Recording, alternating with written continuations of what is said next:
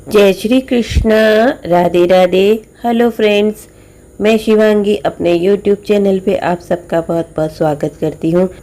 आज मैं आपको बताने जा रही हूँ मकर संक्रांति के बारे में कि मकर संक्रांति हम लोग क्यों मनाते हैं। इसकी कुछ पौराणिक कथाएं भी आपको मैं सुनाने जा रही हूँ। आइए जानते हैं मकर संक्रांति के बारे में। सनातन धर्म में मकर संक्रांति का बहुत ही महत्व है। पौष मास में जब सूर्य मकर राशि में प्रवेश करते हैं तब इस पर्व को मनाया जाता है। यह शुभ तिथि 4 जनवरी को पड़ती है। इस दिन जप तप दान और स्नान का विशेष महत्व है।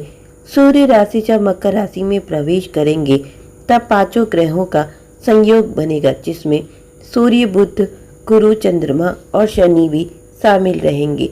इस मकर संक्रांति पर कई तरह के विशेष संयोग भी बन रहे हैं जो इस पर्व को और भी शुभ बना रहे हैं। मकर संक्रांति के दिन सूर्य धनु राशि से निकलकर अपने पुत्र शनि की राशि मकर में प्रवेश करते हैं। माना जाता है कि इस दिन सूर्य अपने पुत्र से मिलने के लिए खुद उनके घर आते हैं।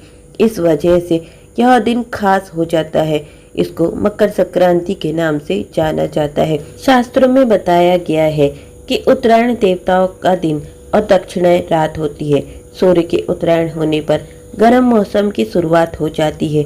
इस दिन दान करने से अक्षय पुण्य की प्राप्ति होती है और इसका फल कई जन्मों तक मिलता है। सबसे पहली कथा श्रीमद् देवी भागवत पुराण में बताई गई है। इसके अनुसार शनि महाराज को अपने पिता सूर्य से वैर भाव था, क्योंकि सूर्य देव ने उनकी माता छाया को अपनी दूसरी पत्नी संज्ञा के पुत्र यमराज से भेदभाव करते हुए देख लिया था। इस बात से सूर्य देव ने संज्ञा और उनके पुत्र शनि को अपने से अलग कर दिया था। इससे शनिदेव और उनकी छाया ने सूर्य देव को कुष्ठ रोग का शाप दे दिया था। सूर्य देव को कुष्ठ रोग से पीड़ित देखकर यमराज काफी दुखी हुए और उन्होंने इस रोग की मुक्ति के लिए तपस्या की।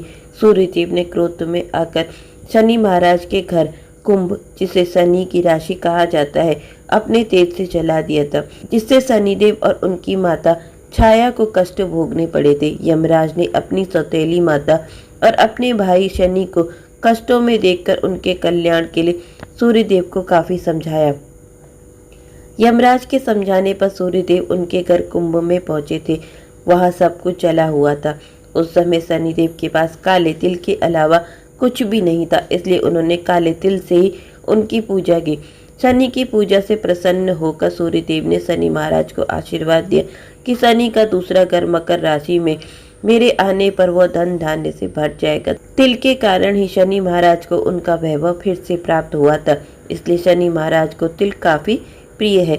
इसी वजह से मकर संक्रांति के दिन तिल से सूर्यदेव और शनि महाराज की पूजा का नियम शुरू हुआ और इसे तिल संक्रांति के नाम से भी जाना जाने लगा। मकर संक्रांति पर दूसरी कथा मिलती है कि मकर संक्रांति के दिन गंगा जी अपने भक्त भगीरथ के पीछे पीछे कपिल मुनि के आश्रम से होकर सागर में जा मिली थी।